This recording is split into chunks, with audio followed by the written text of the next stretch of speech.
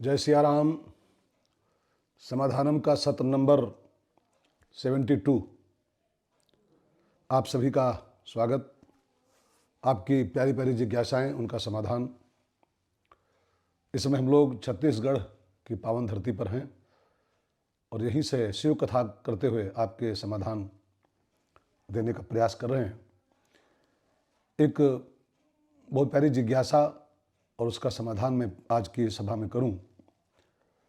संतों ने कहा है कि हमारा जो जीवन है ना, ये 4 भागों में इसको बांटा गया था। 100 साल की अवस्था मान ली जाए तो 25-25 साल के इसके 4 भाग किए गए थे।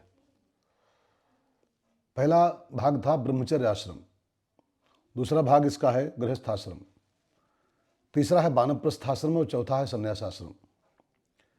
इन चारों आश्रमों की अलग अलग विशेषता होती है। ब्रह्मचर्य आश्रम क्यों है? ब्रह्मचर्य आश्रम में रहते हुए गुरु सेवा करके हमको ज्ञानार्जन करना है। गुरु बिन होए न ज्ञान। किताबी ज्ञान तो कहीं से हो सकता है, लेकिन जो वास्तविक ज्ञान है जिससे हम पार होते हैं, ज्ञान मोक्षप्रद, जिससे हमारी मोक्ष का अधिकार प्राप्त होता है, उस ज्ञान की प्राप्ति तो गुरु सेवा से होती है। तो ब्रह्मचर्य आश्रम जो है ये गुरु सेवा का आश्रम। दूसरा आश्रम है गृहस्थ, और गृहस्थ आश्रम के बारे में संतों ने कहा ये कुटुंब सेवा का आश्रम है। पैसा कमाना, परिवार, कुटुंब, बच्चे, इन सब की सेवा करना, लेकिन अपना मानकर नहीं। ये परिवार मेरा है, ये बच्चे मेरे हैं, ये पत्नी मेरी है, अपना मानकर नहीं, भगवान का मानकर। भरत जी भी 14 साल सेवा किए थे, परिवार की, समाज की, देश की, लेकिन अपना मानकर नहीं किए थे। संपत्ति सब रघुपति कराही, ये सब राम जी का है। तो भगवान ने 2 बच्चे मेरे पास दिए हैं, भगवान के 2 बच्चे मेरे पास हैं, इनको भगवान का बच्चा मान के पढ़ाना है, लिखाना है, इनको योग्य बनाना है। संतों ने कहा है कि संसार के माली बनिए, मालिक नहीं। जो इस संसार का मालिक बनने की चेष्टा करता है वो डिप्रेशन में पहुंच जाता है। इसके मालिक परमात्मा हैं। हमको माली बना के भेजा है कि हमारे हिस्से में 2-4 पेड़ अपने दे दिए हैं, उसकी हमें रक्षा करनी है। तो दूसरा आश्रम है गृहस्थ आश्रम, ये कुटुंब की सेवा का आश्रम है।